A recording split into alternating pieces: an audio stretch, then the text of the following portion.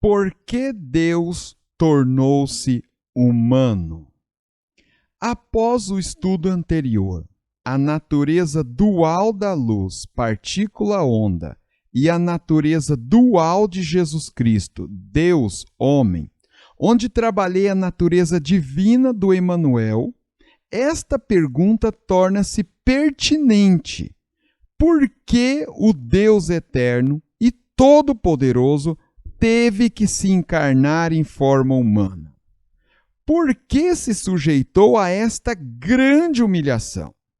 Bom, sei que há vários aspectos teológicos a serem considerados aqui, mas irei trabalhar apenas dois. Deus encarnou-se para se tornar nosso sumo sacerdote.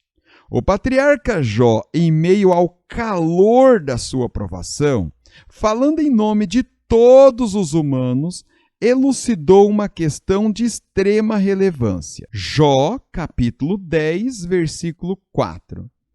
Tens tu olhos de carne? Acaso vês tu como vê o homem?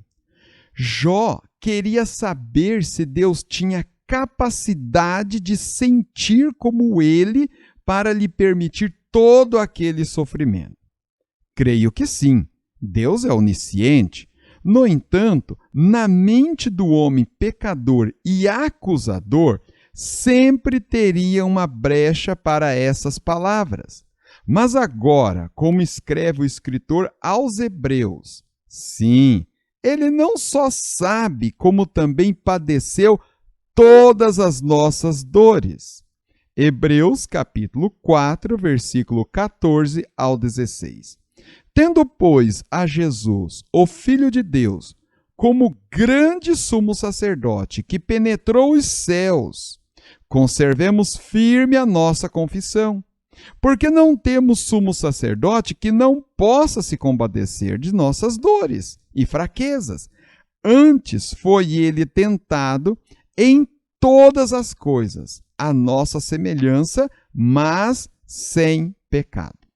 Acheguemo-nos, portanto, confiadamente junto ao trono da graça, a fim de recebermos misericórdia e acharmos graça para socorro em ocasião oportuna. Sim, Jesus Cristo se encarnou para que nós pudéssemos ter um sumo sacerdote que conhece todas as nossas dores, anseios, provações e angústia. Como diz as Escrituras, foi ele tentado em todas as coisas à nossa semelhança, mas sem pecado. E com isso pode se condoer de nós e nos socorrer. Deus encarnou-se para reconciliar o homem consigo mesmo. Outro aspecto relevante é que a salvação do homem envolve reconciliação entre os homens pecadores com um Deus santo e justo. Exatamente o que Paulo registrou em 2 Coríntios, capítulo 5, versículo 18 e 19. Ora, tudo provém de Deus, que nos reconciliou consigo mesmo por meio de Cristo, e nos deu o ministério da reconciliação, a saber, que Deus estava em Cristo reconciliando consigo o mundo, não imputando aos homens as suas transgressões, e nos confiou a palavra da reconciliação. No meu entender, esta reconciliação só pode ser efetuada e mediada por alguém que seja simultaneamente Deus e homem. Uma vez que envolve o homem e Deus. Apenas homem não seria suficiente, e pelo mesmo raciocínio, não poderia apenas por Deus. Vejamos alguns escritos sobre. Hebreus capítulo 4, versículo 15 e capítulo 2, versículo 16 até o 18. Porquanto há um só Deus e um só mediador entre Deus e os homens, Cristo Jesus, homem. 1 Timóteo, capítulo 2, versículo 5. Agora leiamos Hebreus. Porque não temos sumo sacerdote que não possa compadecer-se das nossas fraquezas. Antes foi ele tentado em todas as coisas à nossa semelhança, mas sem pecado.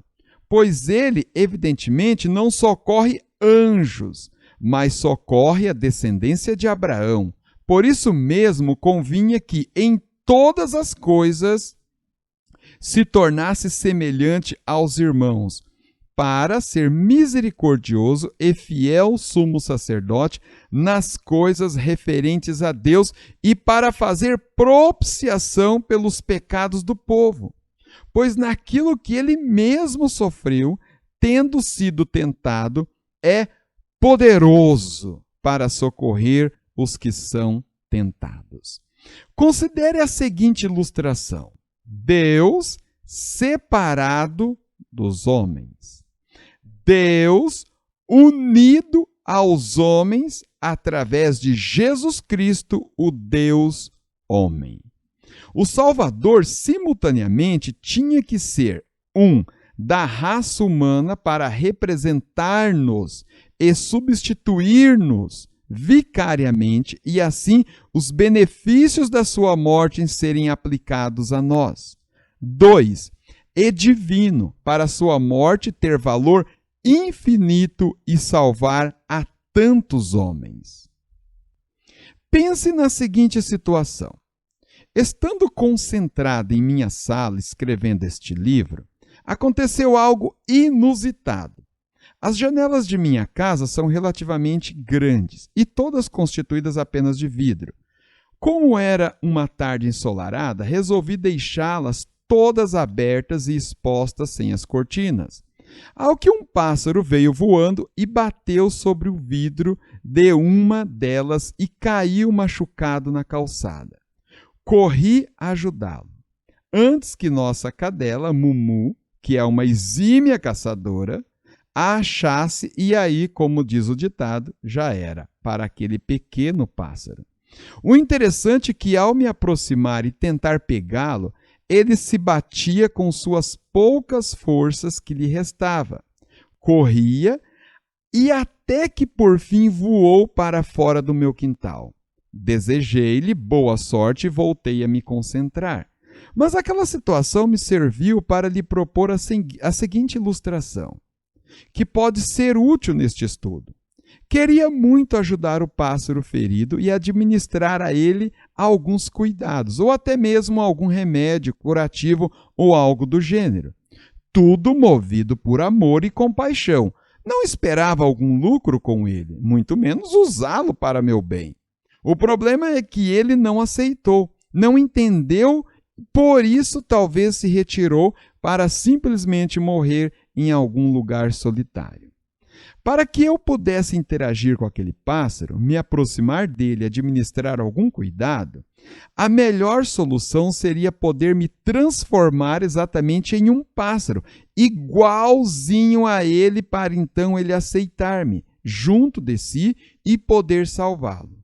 Observe que se for um pássaro de outra espécie, correria o risco de não ter êxito na missão, já que há os predadores e o pássaro ferido pode não aceitar a proximidade deste outro tipo de pássaro, pensando que seria devorado e comido. Pois bem, será que se Deus viesse com seu poder, glória e esplendor até nós, aceitaríamos a sua ajuda? Penso que essa resposta é não. Tomando por base os episódios registrados na Bíblia, onde o homem temeu se achegar e ver a face de Deus.